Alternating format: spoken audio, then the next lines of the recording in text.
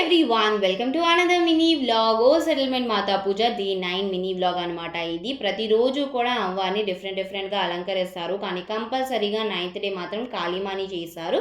So అలా ఆ రోజు తారామాని చేశారు. అంటే కాళీమాలో కూడా డిఫరెంట్ రూపాలు ఉంటాయి కదా, అలా అనమాట.